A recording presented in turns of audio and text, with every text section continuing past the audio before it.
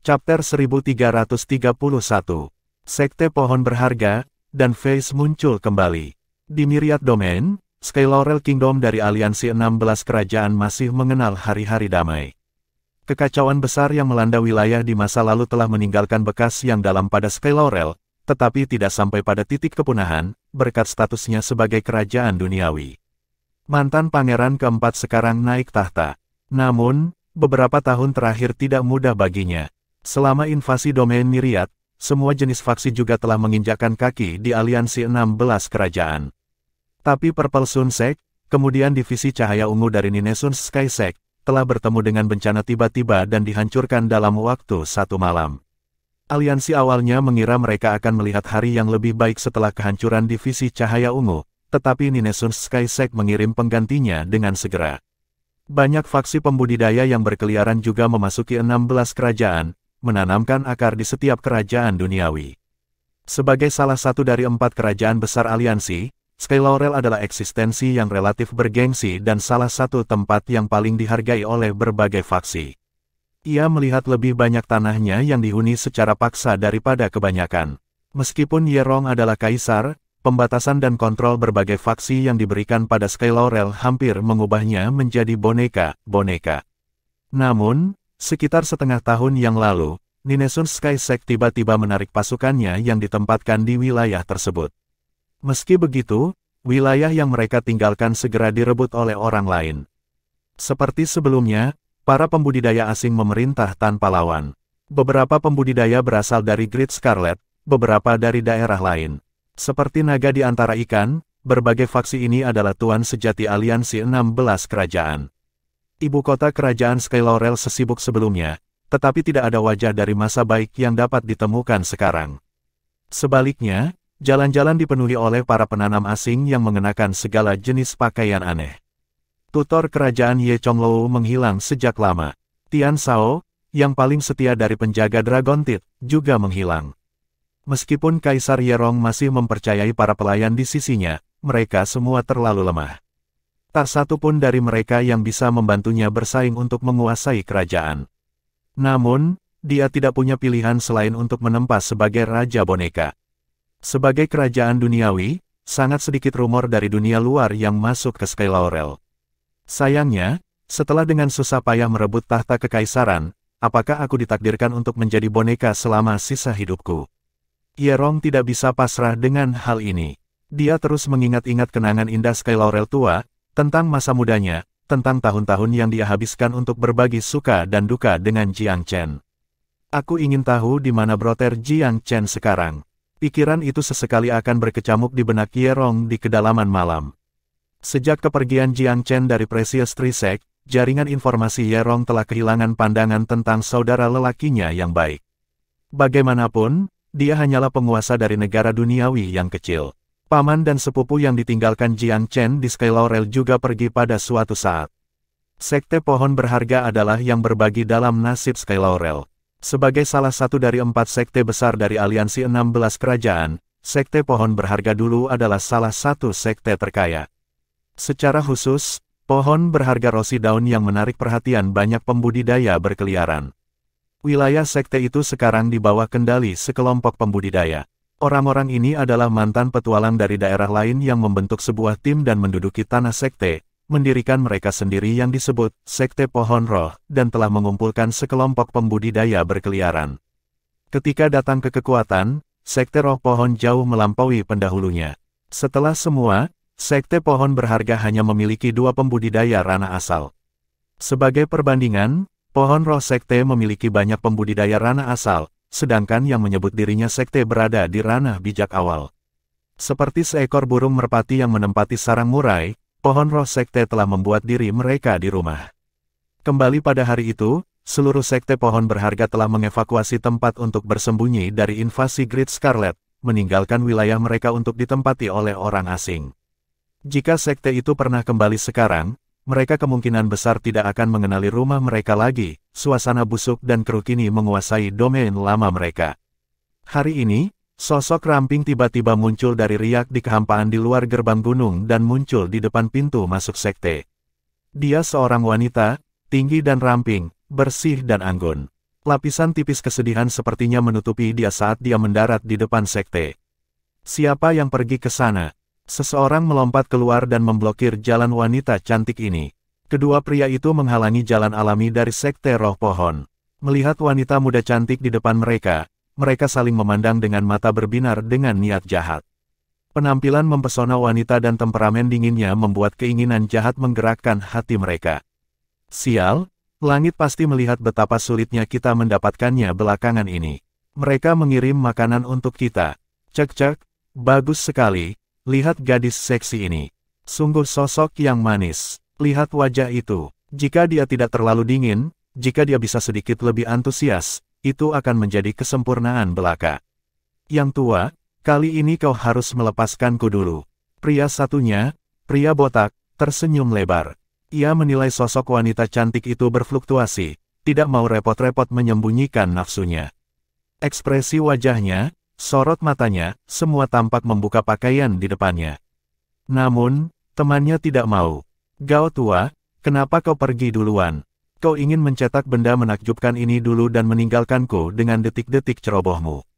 Kesal, melangkahi mayatku dulu. Tak satu pun dari mereka ingin menyerah sedikit pun. Tenang dan dingin, wanita itu memandang setiap helai rumput dan setiap pohon dari sekte pohon berharga, kesedihan dan penyesalan mengalir di matanya. Sekte pohon berharga, pohon, gunung, sungai, tidak ada yang berubah, tetapi wajah-wajah itu sekarang adalah wajah orang asing. Tuan tua, Jiang Chen, di mana di bumi kamu, mau pergi kemana? Bibir wanita itu bergerak samar seolah-olah bergumam pada dirinya sendiri. Mungkin aku benar-benar salah. Jika aku tidak meninggalkan Sky Laurel, jangan tinggalkan sekte pohon berharga, maka semuanya akan jauh lebih baik. Wanita ini adalah putri angkat Ye Chonglou, serta muridnya, dan Fei. Dia tampak seolah-olah tidak pernah ada, seolah-olah dia tidak dapat ditembus oleh sisa-sisa tahun yang telah berlalu. Semangat heroik pemberani sekarang hanya sedikit redup pada wanita yang pernah menjadi kecantikan terhebat di Sky Laurel ini, digantikan oleh kesedihan yang baru ditemukan yang tidak ada di masa mudanya. Hei gadis, apa yang kamu gumamkan? Dari marga mana kamu berasal? Apakah kamu punya suami? Kedua pria itu mengobrol omong kosong yang tidak jelas baginya, menggoda dan bersiul. Apakah ada yang salah dengan pikirannya? Gao tua yang botak menatap Dan Fei dengan curiga. Siapa peduli? Bahkan jika ada masalah dengan pikirannya, kecantikan yang tidak wajar seperti itu adalah pesta mewah yang sama saja, kata lelaki tua kurus dengan tawa buruk. Kilatan dingin tiba-tiba melewati mata Phoenix dan Fei saat dia bangun dari kesedihannya. Oh, sepertinya otaknya bekerja dengan baik. Cek-cek, gadis kecil ini sepertinya sudah mendengar kita membicarakannya. Dia terlihat sedikit pemalu, dan bahkan mungkin sedikit marah. Petik 2, Dan Fei dengan dingin menatap mereka berdua, dengan tenang menjawab, aku tidak ingin membunuh orang. Potong lidah kamu dan tersesat. Petik 2, kedua pria itu berkedip, lalu saling memandang, bertanya-tanya apakah mereka salah dengar. Gadis manis dan lembut ini terlihat sangat lemah bahkan angin pun bisa meniupnya, tapi nadanya cukup arogan ketika dia berbicara. Potong lidah mereka dan tersesat. Orang tua botak tidak bisa menahan tawanya. Menarik, menarik. Siapa yang mengira gadis kecil ini akan sangat lucu? Lebih menarik untuk dilakukan gadis seperti dia dengan beberapa pertengkaran di dalamnya. Bukankah begitu, Pak Tua? Petik 2, hehe, itu benar. Kepribadian kuda liar, dia bahkan lebih sesuai dengan kesukaanku. Keduanya tidak merasakan ancaman datang dari gadis yang lemah dan lembut ini. Selain itu, ini adalah aliansi dari 16 pemerintah, bukan 8 distrik atas. Di bagian interior terpencil semacam ini, tidak ada yang cukup marah untuk membuang berat badan mereka di sekte pohon roh. Gadis, kamu ingin memotong lidah tuan ini. Ayo, mari kita cium. Aku bisa membiarkan kamu memotong lidah aku jika kamu bisa, aku akan mati bahagia juga. Hahaha, ekspresi Dan Fei menjadi gelap. Tubuhnya melintas di sisi pria itu seperti embusan angin, berhenti kira-kira 7 hingga 8 meter di belakangnya. Pria kurus itu membeku. Selama sepersekian detik, dia tampaknya merasakan sedikit kekuatan memotong tenggorokannya. Begitu pikiran ini mengenai dirinya, kepalanya tiba-tiba mengendur dari lehernya dan meluncur turun, mendarat di tanah sebelum dia bahkan bisa menutup matanya. Berguling-guling, dunia di depannya tiba-tiba tampak telah terbalik. Saat berikutnya, kesadaran akhirnya sadar bahwa kepalanya telah dipisahkan dari seluruh tubuhnya. Sayangnya, pemikiran ini adalah yang terakhir dalam hidupnya. Kekerasan berubah menjadi ketakutan di wajah pria botak itu, seperti melihat hantu di siang hari bolong. Dia memandangi mayat temannya yang dipenggal, begitu ketakutan sehingga dia hampir membasahi celananya. Kecepatan macam apa itu? Dia bahkan tidak melihat apapun sebelum kepala temannya dilepas. Keduanya adalah dunia asal. Mereka adalah eksistensi yang bisa bergerak tanpa hambatan dalam aliansi 16 kerajaan. Dengan kultivasi semacam itu, bagaimana temannya akhirnya dipenggal di daerah terpencil oleh seorang gadis cantik yang aneh. Ketakutan menyebar ke seluruh sel tubuhnya. Jangan mendekat, pria botak yang gemetaran itu terbata-bata, wajahnya pucat. Nona muda, gadis surgawi, Dewi, aku telah berdosa, aku dibutakan oleh nafsu. Aku benar-benar berdosa. Di sini, aku akan menamparkan diri aku sendiri, jadi tolong jangan bunuh aku mohon. Meskipun tubuhnya tinggi dan kokoh, pria botak itu tidak memiliki keberanian untuk namanya. Kiri, kanan, tamparannya mendarat di wajahnya sendiri tanpa gangguan. Apakah kamu ingin hidup? Tanya Dan Fei, suaranya dingin. Aku lakukan. Pria botak berlutut di tanah dengan bunyi gedebuk. Gadis yang mulia, penjahat ini buta dan menyinggung kamu. Anggap saja aku kentut dan lepaskan aku. Petik 2. Katakan padaku, siapa yang saat ini menempati sekte pohon berharga? Meskipun nada suaranya tenang, aura Dan Fei membekukan pria itu sampai ke tulang. Dia menggigil tak terkendali. Chapter 1332. Mengisi dan membuka pembantaian. Aku akan bicara, aku akan bicara. Tempat ini tidak disebut sekte pohon berharga lagi. Sekarang sekte roh pohon. Tim pembudidaya berkeliaran berjongkok di daerah ini dan telah membentuk sekte. Sektmaster dan beberapa tetua berasal dari tim terkuat. Sejak pohon roh sekte mengambil alih, banyak pembudidaya berkeliaran datang untuk berlindung, menyebarkan ketenaran sekte ini. Petik 2. Orang botak ini terlihat tinggi dan berotot, tetapi dia adalah domba dengan pakaian serigala. Ancaman Dan Fei sudah cukup untuk membuatnya kencing di celana, jadi dia dengan patuh menumpahkan kacang dan menceritakan segalanya padanya. Sekelompok sampah tidak berguna, alis hitam Dan Fei sedikit bersatu. Sebuah sekte ad hoc dengan wilayah curian, didirikan oleh para penggarap berkeliaran, dan rumah bagi penjahat tidak memiliki banyak keterpaduan untuk dibicarakan, tidak ada kesetiaan atau ketulusan. Terus terang, mereka berkumpul untuk kepentingan sementara belaka. Bagaimana dengan anggota sekte pohon berharga asli? Tanya Dan Fei, nadanya tenang. Oh, orisinal. Pria botak itu tergagap. Aku tidak berpikir ada orang di sini sebelumnya. Sekte pohon berharga sudah kosong pada saat kami datang ke sini.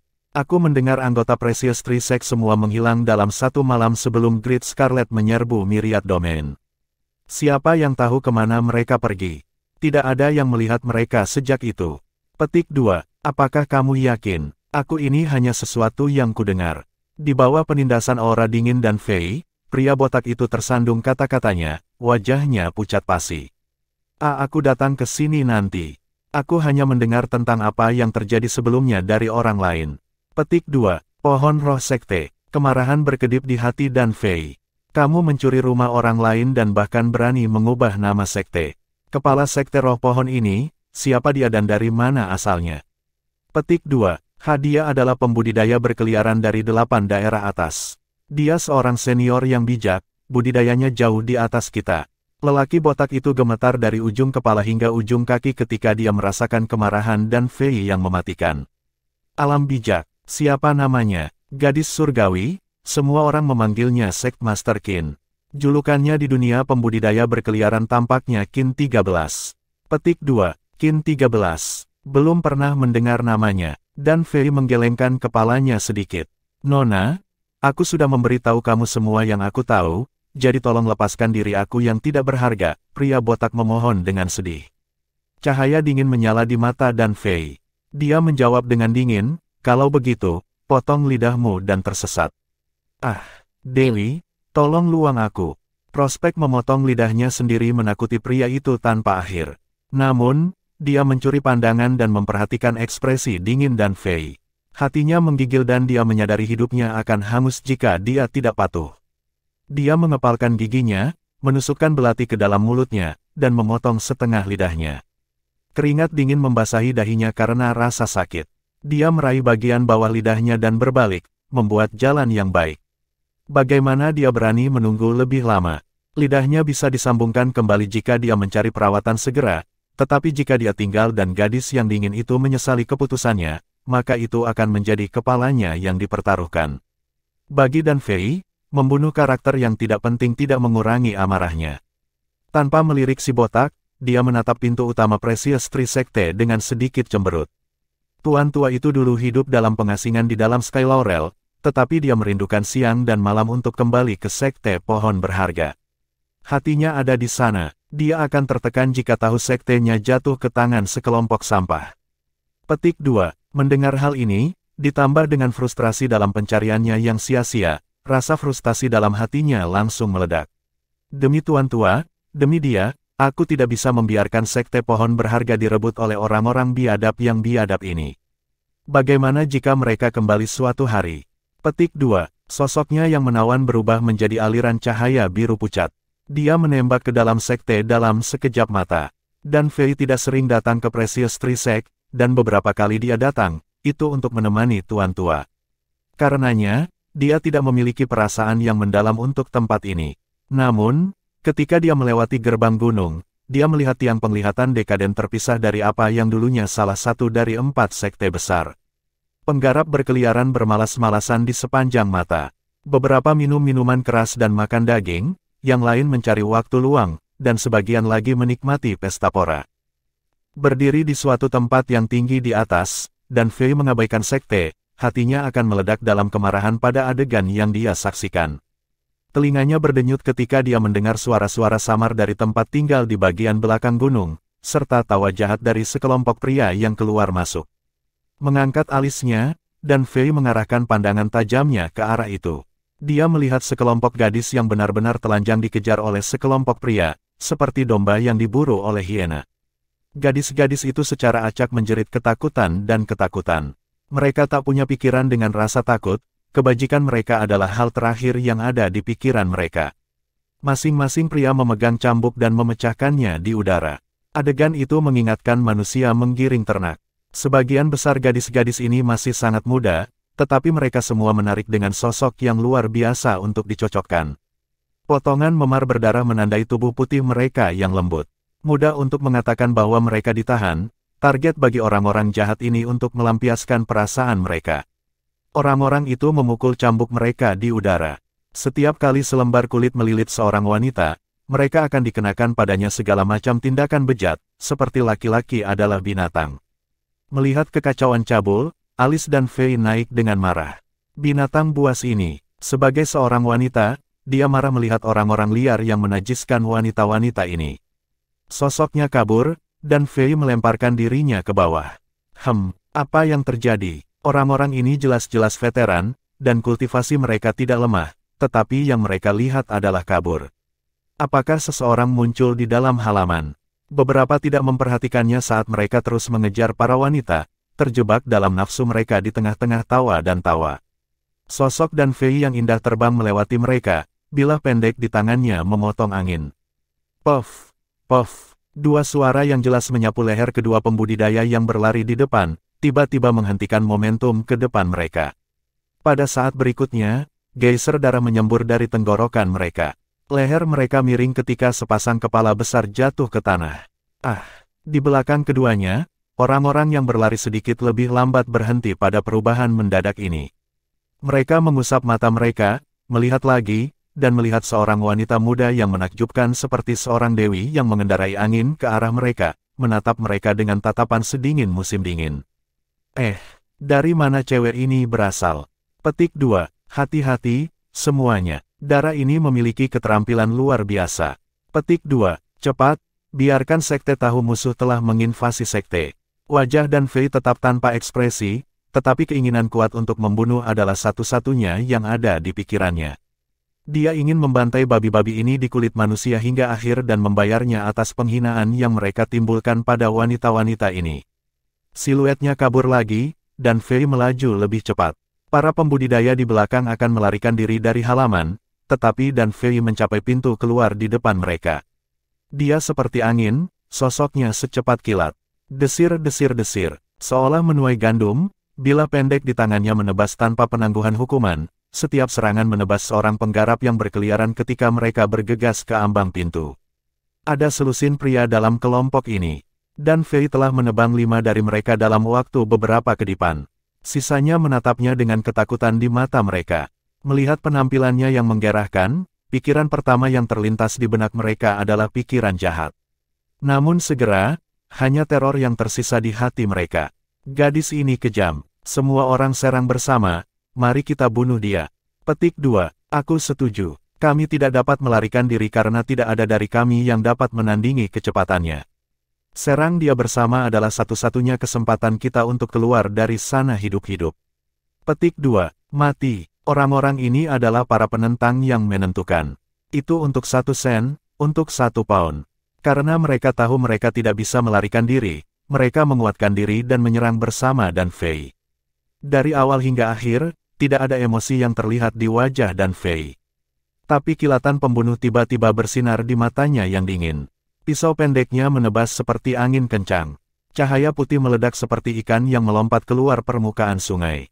Ketika cahaya putih menghilang sesaat kemudian, sesuatu tampaknya mencekik leher pria itu. Mereka melemparkan senjata mereka, tangan menggosok leher mereka, takut mati-matian mereka akan kehilangan kepala mereka sebaliknya. Tapi mereka memang kehilangan mereka. Tangan mereka terkulai lemah di udara. Buk buk buk buk, tengkorak jatuh berurutan dengan cepat. Dan Fei telah memenggal ke-9 kultivator dalam waktu 1 langkah. Hanya membunuh binatang buas ini tidak mengurangi amarahnya. Dengan lompatan ke atas, dia terbang ke udara dan mengangkat suaranya. Qin 13, keluar dari sini. Teriakannya tidak seperti gemuruh seni gemuruh naga Jiang Chen, tapi itu membawa momentum yang menakjubkan dengannya, menelan seluruh sekte pohon berharga seperti banjir yang mengamuk. Mengambang tinggi di udara, dia menyebarkan kesadarannya hingga batasnya dan mengarahkan matanya yang berbentuk phoenix pada seluruh domain Precious Tree Sect. Sesosok melintas keluar dari kediaman rahasia seperti sambaran petir. Yang senior terhormat yang telah datang ke sekte pohon roh aku. Adakah yang bisa kami lakukan untuk kamu? Petik 2. Pria ini mengenakan pakaian mewah. Dia cukup tampan dengan alisnya yang tebal dan tidak memperlihatkan citra seorang penjahat. Namun, sebuah buku tidak bisa dinilai dari sampulnya. Kamu Qin 13. Dan Fei menatapnya dengan mata dingin. Memang, yang rendah hati ini adalah Qin 13. Dan Nona, kamu, melihat sikap Dan Fei yang luar biasa, Qin 13 memutuskan untuk tetap sampai dia bisa menyuarakannya. Namun, dia adalah seorang kultivator kerajaan bijak dan segera merasakan darah yang keluar dari bawah. Sambil melirik ke samping, dia melihat selusin anggota sekte berbaring di tanah pada pukul 6 dan 7, kepala mereka terpisah dari tubuh mereka. Dengan desis pelan, Qin 13 bertanya dengan nada serius, Nona muda, siapa kamu? Tidakkah menurut kamu terlalu banyak untuk menabrak gerbang pohon roh sekte aku tanpa peringatan terlebih dahulu? Petik 2. Senyum Dan Fei terasa dingin. Apakah ada kebutuhan untuk peringatan terlebih dahulu saat membunuh seseorang? Qin 13 membeku. Maksudmu kaulah yang membunuh orang-orang ini. Orang-orang ini bersalah melakukan kekejaman. Aku kira kamu juga harus menjadi kaki tangan mereka sebagai yang disebut sekte. Jangan khawatir, kamu akan menemani mereka segera, suaranya acuh tak acuh. Dia tidak punya keinginan untuk membuang kata-kata dengan Qin 13. Berapa banyak dari kalian yang ada total?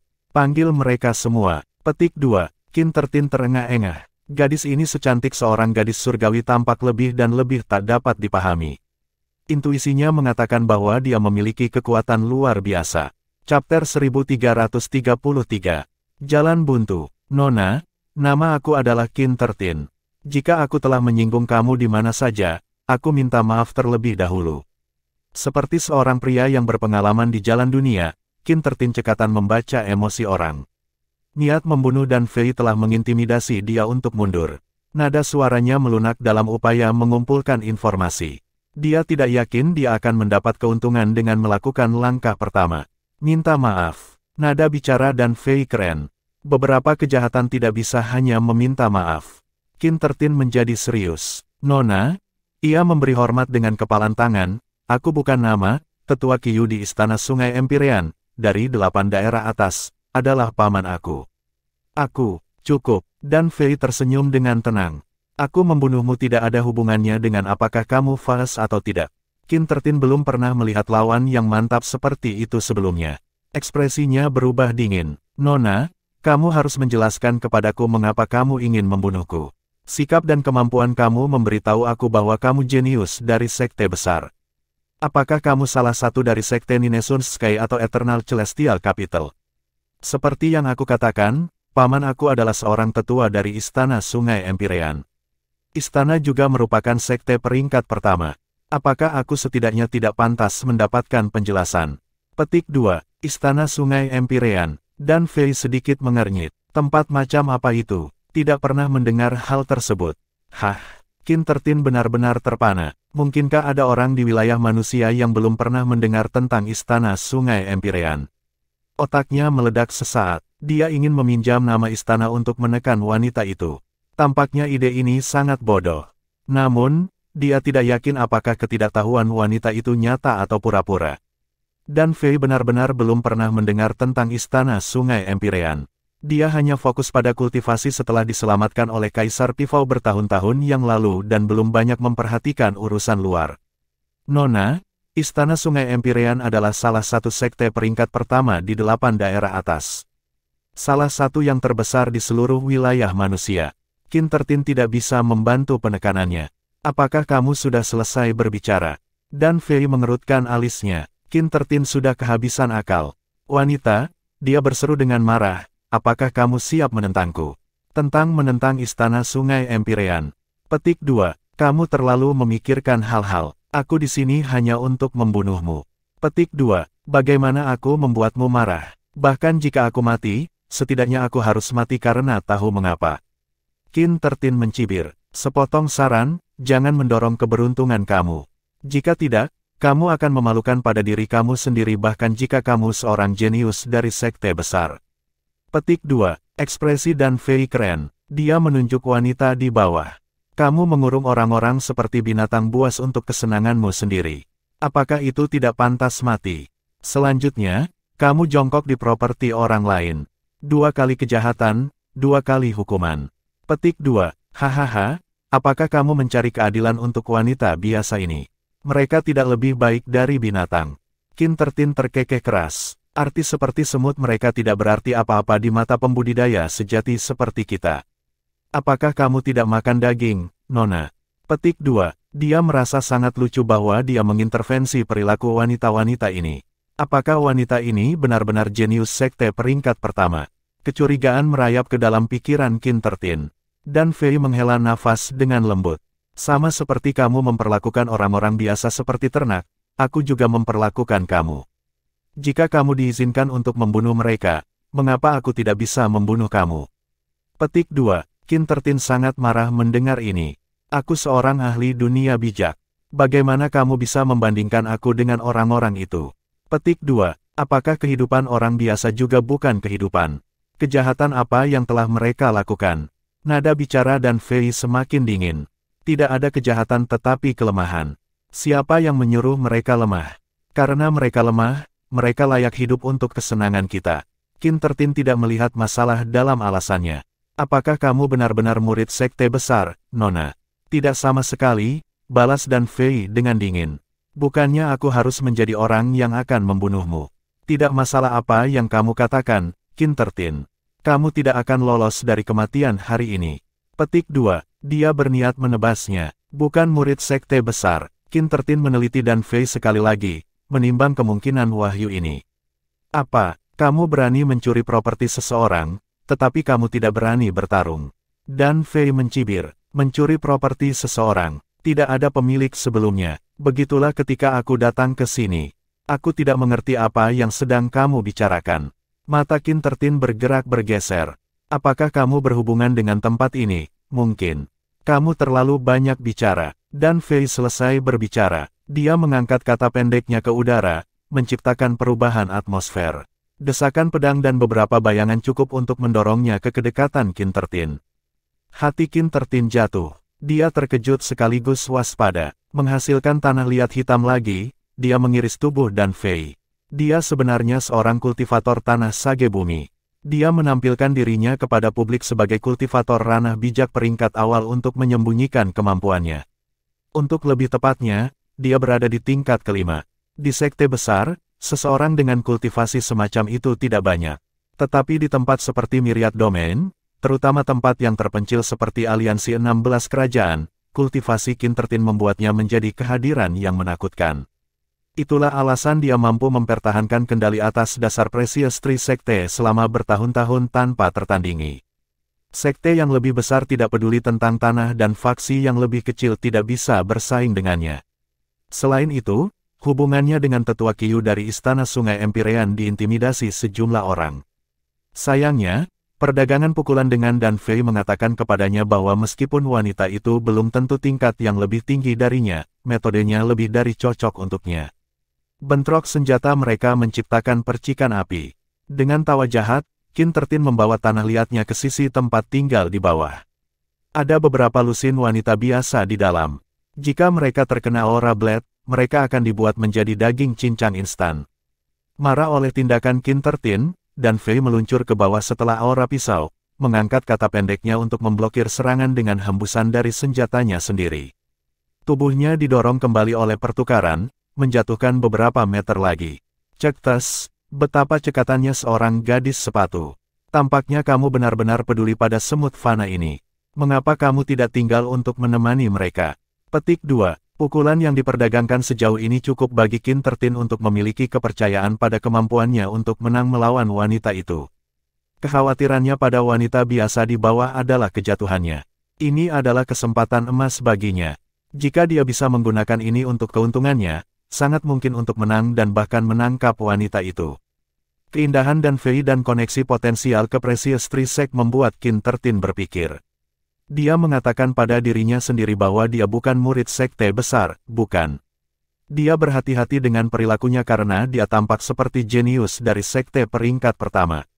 Dia tidak berani menyinggung dia terlalu banyak, jangan sampai dia didorong terlalu jauh. Tetapi karena informasi baru terungkap bahwa dia tidak sekuat murid sejati sekte pertama, dia mulai memiliki beberapa ide lain. Kebijaksanaannya berubah menjadi kejahatan. Ketika Dan Fei telah meninggalkan kerajaan Skylorel bertahun-tahun yang lalu, dia hanya menjadi roh. Dia telah maju sedikit setelah penyelamatan Kaisar Pifau, dia mengajarinya dan memurnikan tubuhnya, merangsang potensi budidaya laten tubuhnya. Dia belum membaik dengan kecepatan yang hampir sama menakutkannya dengan Jiang Chen, tetapi sekarang dia adalah orang bijak tingkat keempat sekarang, mengikuti sistem kultivasi yang telah dirancang oleh Kaisar Pifau untuknya. Kultivasi pintu tertutup yang dia alami baru-baru ini telah memberinya terobosan yang luar biasa. Karena peningkatan kekuatan yang sangat besar ini, kembalinya Dan Fei ke tanah kelahirannya agak mulus. Dalam perjalanannya ke sini, dia dengan mudah mengajari beberapa calon pelaku kejahatan pelajaran kasar. Namun, dia terkejut setelah melawan Qin 13 untuk sementara waktu.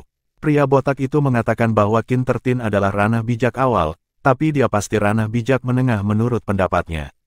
Bahkan, dia mungkin tingkat yang lebih tinggi darinya. Untungnya, tahun-tahun yang dihabiskannya mengikuti Kaisar Pifau tidak sia-sia. Dia telah belajar dari metode bela diri terbaik yang tersedia. Perbedaan tingkat kultivasi mereka tidak menguntungkan, tetapi tidak bisa diatasi. Ada dua alasan mengapa dia tidak bersenang-senang setelah pertukaran pendek. Pertama, dia merasa tidak nyaman tentang potensi serangan Qin 13 pada wanita biasa di bawah ini. Kedua, peningkatan budidaya Dan Fei diimbangi oleh kurangnya pengalaman tempur yang drastis. Dia bahkan belum pernah ke dunia asal saat pertama kali datang ke Velurium Capital. Tapi dia sekarang sudah menjadi orang bijak tingkat keempat. Dia nyaris tidak berkelahi dengan siapapun untuk sementara. Ini adalah hal yang sangat tidak menguntungkan baginya. Dia bisa membunuh para pembudidaya itu sebelumnya dengan mudah karena levelnya. Membunuh penggarap ranah asal semudah orang dewasa memukuli anak-anak. Tidak ada kemungkinan untuk mengatasi perbedaan radikal dalam kekuatan mentah. Perjuangannya melawan Qin 13 mengungkapkan kelemahannya saat ini. Kenapa dia hijau ini? Apakah dia tidak memiliki pengalaman sama sekali di dunia? Qin 13 heran. Cara dia bertarung tentu saja menegaskannya, namun metode yang dia gunakan misterius dan kuat. Dari mana wanita ini berasal? Bukankah akan menjadi masalah bagi aku untuk menangkapnya, jika dia benar-benar dari sekte besar. Petik 2. Qin 13 berada di antara batu dan tempat yang sulit. Dia tidak tahu bagaimana menghadapi kecemasannya yang tiba-tiba. Wanita itu sangat menarik baginya dan dia tidak ingin membiarkannya lepas dari genggamannya. Namun kekhawatiran tetap ada di hatinya. Jika wanita itu benar-benar memiliki latar belakang yang kuat, maka dia bermain dengan api. Tidak mungkin, jika dia seorang murid dari sekte besar, dia mungkin tidak akan berpengalaman seperti ini. Murid-murid mereka mulai bepergian sejak usia muda dan pasti akan jauh lebih berpengalaman daripada orang seperti aku. Persaingan dalam sekte besar itu kejam. Seorang murid yang tidak berpengalaman, dia tidak akan mampu bertahan dalam persaingan internal, apalagi hidup untuk menjelajah di luar sekte sendiri. Ini adalah bagaimana dia meyakinkan dirinya sendiri. Karena perubahan hati ini, serangannya menjadi lebih ganas. Setiap potongan tanah liat lebih banyak bergerak dengan momentum membelah gunung. Dan Fei berulang kali dipaksa kembali.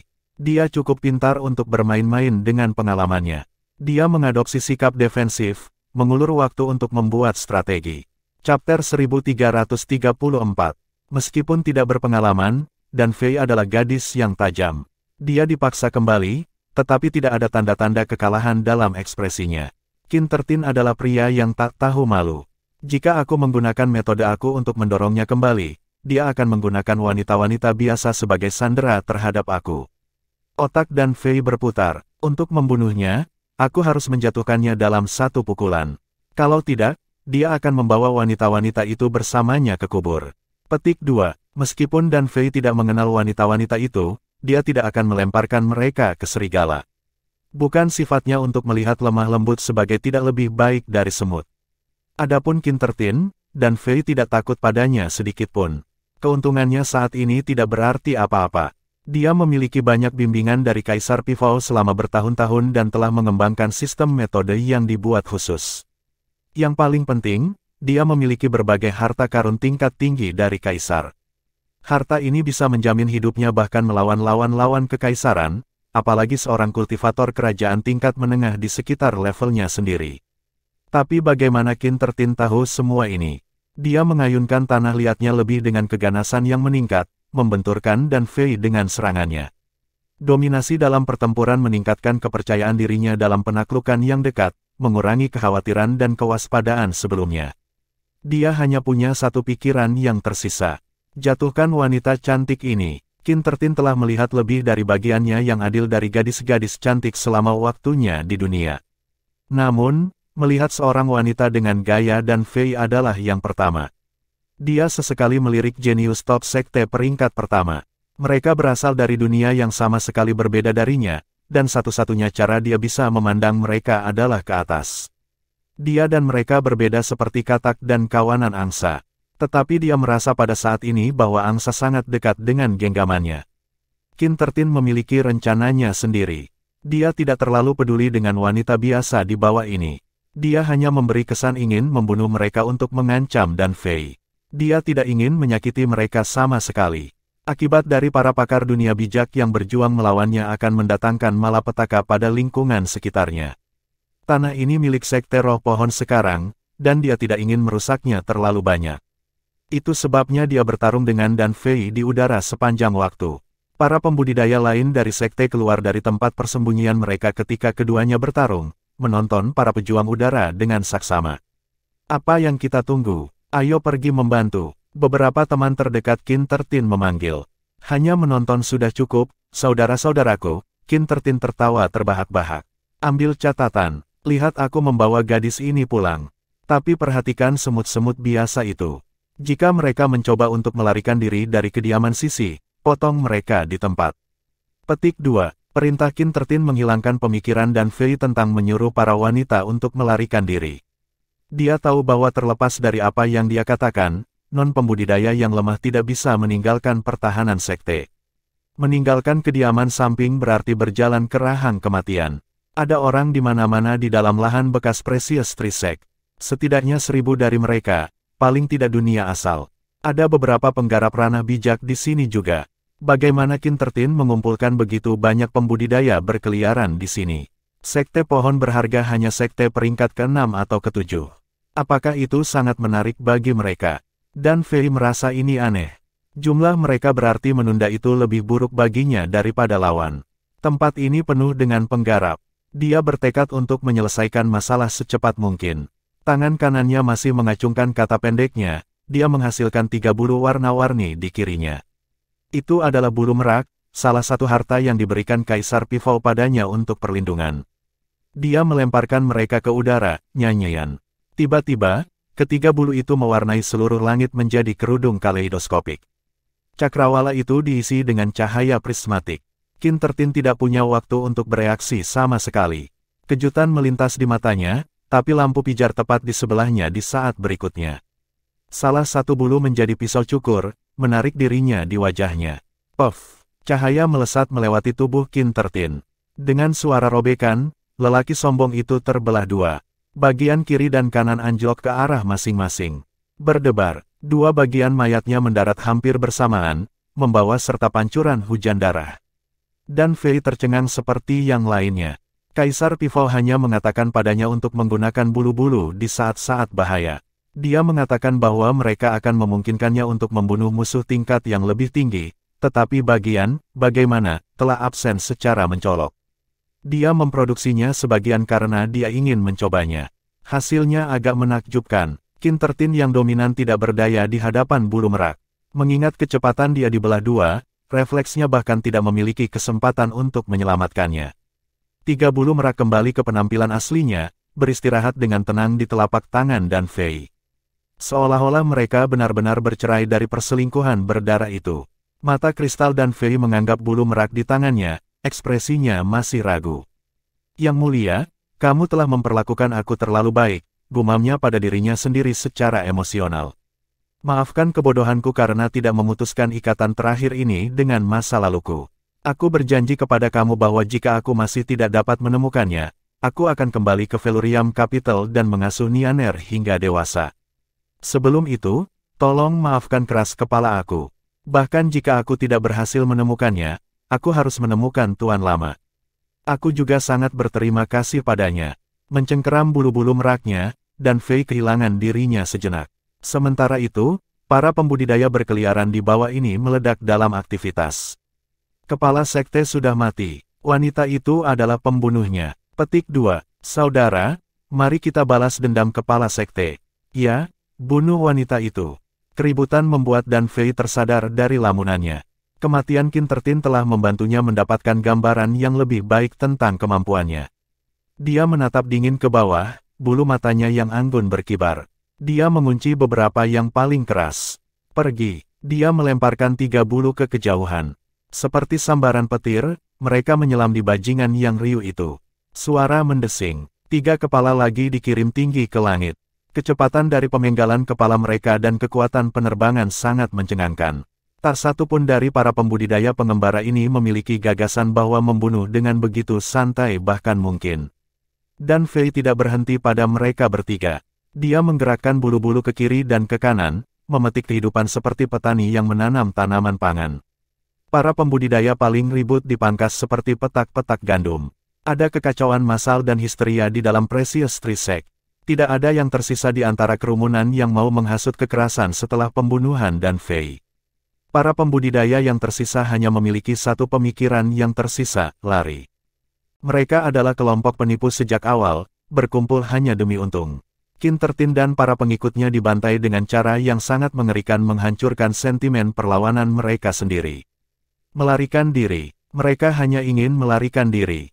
Begitu pikiran itu disemen, banyak orang membuat lari gila keluar dari sekte. Mereka tidak berpikir akan mendapat lebih banyak waktu untuk melakukannya. Dengar, kultivator. Pertumpahan darahnya selesai, dan Fei menyatakan dengan dingin. Tempat ini milik sekte pohon berharga. Aku tidak akan mengejar kamu dari sini, tetapi siapapun yang berani menjejakkan kaki di tempat ini sekali lagi akan dibunuh tanpa peringatan. Petik 2. Peringatannya meredakan pikiran para kultivator yang berkeliaran. Dari suaranya, wanita cantik itu tidak akan membunuh mereka. Setelah membunuh Qin Tertin dan rekan-rekannya, Dan Fei menepati janjinya, membiarkan yang lain pergi dengan tenang. Dalam sekitar 15 menit, setiap pembudidaya telah berangkat dari pekarangan sekte pohon berharga. Sebuah patroli di sekitar gunung itu mengungkapkan bahwa tidak ada yang hidup selain wanita biasa. Dan Fei turun ke bumi, berjalan ke pintu masuk kediaman. Dari mana kamu semua diambil? Nona, kita semua adalah warga jujur kerajaan Skylaurel. Dan Fei menghela nafas dengan lembut. Yang jujur sering dimanfaatkan. Wanita-wanita biasa ini telah dibawa ke sini oleh para penggarap jahat itu semata-mata untuk memuaskan nafsu mereka. Jika dia tidak datang ke sini, mereka tidak akan bisa hidup selama seminggu. Bagaimana mungkin wanita biasa bisa selamat dari siksaan para pembudidaya? Mungkin mereka hanya satu batch mainan para pembudidaya jahat itu. Sambil mengertakkan gigi gadingnya, dan Fei menghela nafas sekali lagi. Kamu aman sekarang. Apakah kamu bisa kembali? Petik 2. Mata para wanita dipenuhi dengan ketakutan dan kesengsaraan. Kemalangan mereka beberapa hari terakhir telah melumpuhkan mereka dengan keputusasaan. Dan Fei menggelengkan kepalanya. Dia mampu menyelamatkan hidup mereka, tetapi tampaknya tidak banyak yang tersisa dari keinginan mereka untuk hidup. Ini adalah situs sekte pohon berharga. Seharusnya tidak terlalu jauh ke kerajaan Skylaurel. Kembali, aku akan mengawasi kamu secara rahasia untuk melindungi kamu dari para pembudidaya predator, dan Fei menghibur. Tentu saja, para penggarap pengembara sudah tersebar. Mereka tidak mungkin kembali dalam waktu dekat, atau selamanya. Nona, apakah kamu salah satu pembudidaya besar dari Precious Tree Sect? Dan Fei menggelengkan kepalanya. Baiklah, istirahat sebentar di sini. Aku akan membawamu kembali ke kerajaan Skylaurel besok pagi. Petik 2. Dia belum menyerah. Dia berencana untuk mencari di dalam tanah bekas sekte untuk mencari petunjuk. Di mana orang-orang dari sekte pohon berharga pergi. Rumor mengatakan bahwa mereka telah menghilang sebelum invasi Myriad Domain. Jika itu benar, maka mereka kemungkinan telah menghindari bencana sama sekali. Jika mereka pergi sendiri, mereka pasti telah meninggalkan sedikit petunjuk tentang keberadaan mereka. Dan Fei mulai mencari dengan lebih hati-hati untuk mencari petunjuk. Sayangnya, Precious Tree Sekte berada dalam keadaan kehancuran total setelah Kintertin dan pendudukan perusahaan berlanjut. Bangunan dan tata ruang sekte telah sepenuhnya diubah, dan tidak ada jejak di mana orang-orangnya pergi. Chapter 1335. Olemo ke-8 kecewa. Dia tidak bisa memadamkan rasa gentarnya bahkan sekarang. Dia adalah salah satu pengikut setia Kintertin dan satu-satunya yang berhasil keluar hidup-hidup. Darah itu tidak lebih kuat dari Kintertin, tapi senjata tak menyenangkan yang tiba-tiba dilepaskannya terlalu mengerikan. Wajahnya pucat, Olemo gemetar dari kepala hingga ujung kaki saat memikirkan kilatan cahaya yang diikuti oleh kepala yang berguling. Dia tidak pernah mendengar harta yang begitu mengerikan. Dia dan teman-temannya telah bersenang-senang beberapa saat yang lalu, hanya untuk melihat sekte mati seketika, bersama dengan semua teman-temannya. Semuanya mati. Olemo sendiri sekarang menjadi anjing liar. Dia melihat ke belakang saat dia berlari, takut senjata yang kuat itu akan mengejarnya jika dia berkedip. Tetua Qiyu di Istana Sungai Empyrean tidak akan membiarkan kematian Sect Master Qin terbaring.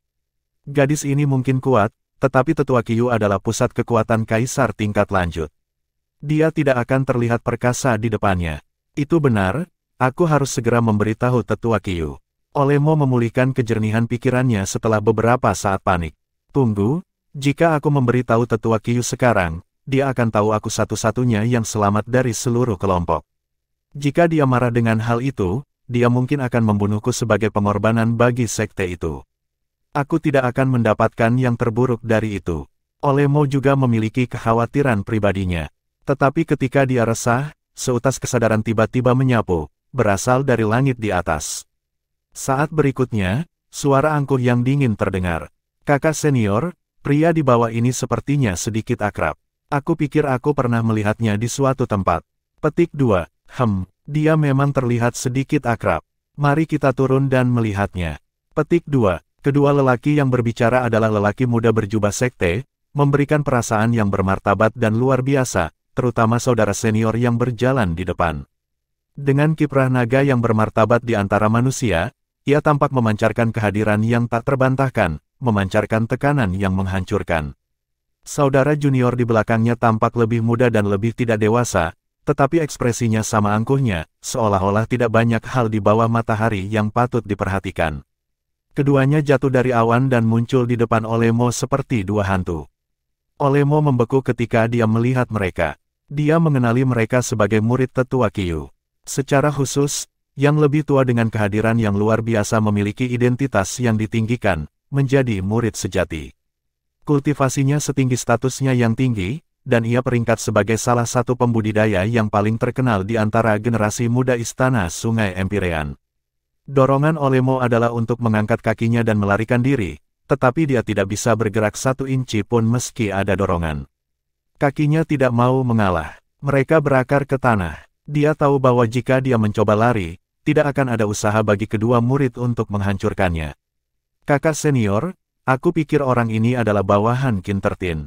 Saudara junior dengan nada angkuh dan dingin sepertinya mengenali Olemo. Dengan wajah masam, Olemo melangkah maju dan berlutut memberi salam. Yang rendah hati ini adalah Olemo, di sini untuk menghormati 2 jenius Istana Sungai Empyrean. Olemo, oh aku ingat, salah satu pria Kintertin. Olemo kan, mengapa kamu menyelinap di sekitar? Di mana Kin 13? Katakan padanya untuk bergegas dan keluar sehingga dia bisa menyambut kami 2 saudara. Tuan kita juga akan memberkati dia dengan kehadirannya hari ini, jadi katakan padanya untuk membuat persiapan yang diperlukan. Saudara junior itu dipanggil Lui. Dia juga murid tetua Qiyu, tetapi dia bukan murid sejati, oleh karena itu dia jauh di bawah kakak seniornya yang berdiri. Olemo mulai menangis. Tuanku, Sektmaster Qin, dia tidak bisa lagi menyambut kalian berdua. Kamu terlambat datang. Petik 2. Apa, kakak senior? Zhao Mang mengerutkan kening. Sebagai murid sejati dari Istana Sungai Empyrean, posisinya sangat tinggi di antara para pengikut tetua Qiyu, dan dia memegang beban yang jauh lebih besar di hati tetua Qiyu daripada yang disebut keponakan jauh seperti Kintertin. Seorang wanita datang ke Sekte Roh Pohon hari ini. Dia mengamuk melewati pegunungan dan membantai Sektmaster Qin, bersama dengan banyak saudara lainnya. Olemo terisak. Wanita itu mengerikan. Aku tidak tahu harta karun jahat apa yang dia gunakan, tetapi kepala berguling-guling di lantai begitu aku melihat kilatan cahaya. Apa, Kintertin sudah mati? Alis Lui terangkat kaget. Olemo, apa yang kamu katakan? Adakah yang bisa membunuhnya di daerah terpencil ini? Petik 2. Tuanku, Olemo ini tidak cukup berani untuk berbohong kepada dirimu yang mulia. Menilai dari sikapnya, wanita itu bukan seorang pembudidaya lokal. Sektmaster Qin mencoba mengorek informasi darinya, tetapi ada sesuatu yang sangat buruk tentang dirinya. Bahkan Istana Sungai Empyrean tidak dikenalnya. Petik 2. Omong kosong. Kata-kata ini membuat Lui marah. Apakah kamu percaya padanya hanya karena dia mengatakan itu? Zhao Mang melambai padanya. Saudara junior Lu, jangan terlalu bersemangat dan dengarkan apa yang dia katakan. Lanjutkan, Olemo. Beritahu kami semua detailnya. Jangan mengelak dan bahkan tidak berpikir untuk menyembunyikan apapun. Zhao Mang menata dengan tenang. Terlepas dari ketakutannya, Olemo tergagap menceritakan segalanya dari awal hingga akhir. Zhao Mang mengerutkan kening ketika dia mendengar seluruh cerita. Seorang wanita muda yang cantik. Dia bertarung melawan Kintertin pada awalnya. Jika demikian, dia tidak terdengar seperti seorang jenius dari sekte besar. Petik 2. Sebagai salah satu dari mereka sendiri, Zhao Mang menyadari betapa kuatnya seorang jenius semacam itu. Jika dia hanya bahkan dengan alam bijak tingkat kelima seperti Kintertin, tidak mungkin baginya untuk menjadi murid sejati dalam sekte peringkat pertama meskipun budidaya yang lumayan. Jika bukan murid sejati dari sekte peringkat pertama, bagaimana dia bisa begitu menghina di depan Istana Sungai Empyreannya? Atau mengatakan dia tidak pernah mendengar tentang fraksi. Seorang jenius dari sekte kecil tidak akan pernah berani mengucapkan kata-kata ini bahkan jika mereka memiliki keberanian 10 kali lipat. Bisakah itu menjadi sekte musuh? Apakah itu sebabnya dia sengaja mempermalukan kita? Lu Yi menyuarakan dugaannya sendiri. Zhao Mang merenung sejenak, tetapi tidak bisa sampai pada kesimpulan yang pasti. Olemo, memimpin, mari kita lihat. Sebagai pria yang berani dan suka berpetualang, daripada dilumpuhkan oleh rasa takut, Zhao Mang tertarik untuk sampai ke bagian bawah masalah ini. Ekspresi pria tua itu mengungkapkan keengganannya. Tuanku, wanita itu belum pergi. Dia masih di dalam halaman sekte saat kita bicara. Jika kita pergi ke sana sekarang, tidak mungkin bagi kita untuk menghindarinya. Petik 2. Apa yang kamu takutkan? Lu Yi meletus karena marah. Dengan kakak laki-lakiku di sini, mengapa kita takut bertempur melawan wanita tanpa nama? Belum lagi tuanku juga akan segera tiba. Petik 2. Kecemasan Olemo akhirnya sedikit berkurang ketika dia mendengar kedatangan tetua Qiyu yang akan segera terjadi. Tapi sekarang, dia khawatir apakah tetua akan marah padanya ketika tetua mengetahui kematian Qin Tertin. Dia tidak bisa melepaskan diri dari keraguan ini. Kamu tidak akan pergi? Tanya Zhao Mang dengan senyum tipis. Olemo bersujud, berulang kali mengetuk dahinya di tanah. Tuanku, aku tidak seberani dirimu dan tidak berani kembali. Jika tuanku ingin pergi ke sana, aku bisa memberitahumu cara atau bahkan menggambar kamu peta jika kamu mau. Petik 2. Zhao Mang mengangguk. Kamu bisa pergi jika begitu. Kami secara alami memiliki cara kami sendiri untuk menemukan sekte pohon berharga sepele. Petik 2. Olemo hampir berpikir telinganya tidak berfungsi. Melirik ke atas, dia melihat ekspresi tenang di wajah Zhao Mang, seolah-olah yang terakhir benar-benar ingin melepaskannya. Terima kasih banyak, tuanku. Olemo bergegas pergi, mencoba pergi. Sebuah kilatan dingin di matanya, Zhao Mang mendorong telapak tangannya yang tiba-tiba ke dalam kekosongan, pukulan yang seberat palu. Olemo terbang langsung ke udara, jatuh kembali ke bawah dalam posisi yang agak spektakuler, sebuah lubang besar menghantam tubuhnya. Dia mati sebagaikan kembung. Tanpa mengedipkan mata, Zhao Mang memberitahu temannya, ayo pergi. Lu Yi terkekeh dan meludah ke tanah. Hehe, orang ini benar-benar tidak tahu bagaimana menghargai kebaikan. Sebagai pria Qin Tertin, dia membiarkan tuannya mati sambil melarikan diri, lalu berani tawar-menawar dengan kita. Dia benar-benar ingin mati. Petik 2. Zhao Mang tidak memberikan jawaban, pikirannya sudah pada Precious Trisek. Dia tiba di muka atas perintah tuannya, tetapi dia tidak berharap terjadi pada situasi seperti itu. Dia sadar tuannya sangat peduli tentang tempat ini, tetua secara khusus mengirim keponakan jauh untuk mengumpulkan beberapa orang dan mengambil potongan-potongan, mendirikan basis lokal di Myriad Domain untuk istana Sungai Empyrean. Tapi tidak ada yang meramalkan bahwa seseorang akan menghancurkan sekte pohon roh yang disebut ini hanya beberapa tahun kemudian, menewaskan Qin Tertin dalam prosesnya. Kakak senior, menurutmu siapa dia? Seseorang yang tidak ragu membunuh bahkan setelah mendengar nama sekte kami harus menjadi sosok yang luar biasa. Bahkan jika itu seorang gadis, itu pasti seorang gadis yang galak yang tidak mudah berurusan dengan. Petik 2. Zhao Mang menyuarakan omongan Lu Yi. Tidak masalah baginya dari mana asalnya atau siapa dia.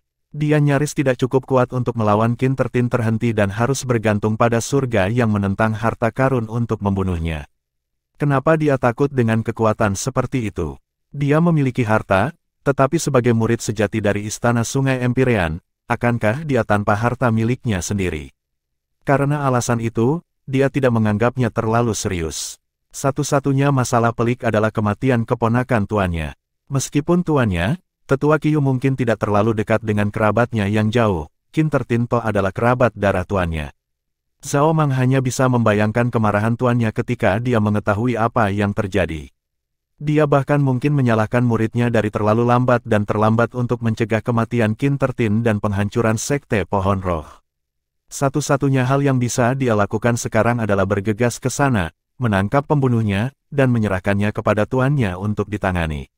Zhao Mang mempercepat langkahnya, takut pembunuh itu mungkin telah pergi. Dan Fei mencari petunjuk di setiap sudut dan celah dari Precious Trisek, tetapi dia kecewa, upayanya berakhir tanpa hasil lagi. Tampaknya kepergian Precious Trisek begitu mendadak sehingga mereka tidak meninggalkan petunjuk, dan Fei menyimpulkan. Pada saat ini, dua aliran udara yang sangat agresif melesat dari langit dan meniupnya. Mereka berisi untaian kesadaran yang sangat invasif. Aliran melesat di dalam Precious Trisek, menyapu bola-balik melintasi pegunungan. Dan Fei mendapati dirinya sangat benci dengan tindakan tidak menyenangkan semacam ini. Siapapun yang membunuh Qin Tertin, melangkah maju. Suara gemuruh terdengar dari luar sekte. Itu secara alami milik Zhao Mang. Lu Yi juga berteriak, Wens, keluar dan biarkan istana Sungai Empyrean ku memandangmu. Apakah kamu memiliki 3 kepala dan 6 lengan? Kamu pasti luar biasa jika kamu berani mengambil tindakan terhadap bawahan sekte aku. Petik 2. Orang-orang dari istana Sungai Empyrean. Dan Fei agak terkejut. Dia tidak mengharapkan mereka datang begitu cepat. Tepat ketika dia akan menanggapi, 2 hembusan angin yang hebat bergemuruh turun dari langit. Dengan keras, mereka menabrak puncak gunung, dampak besar mencukur bagian atas.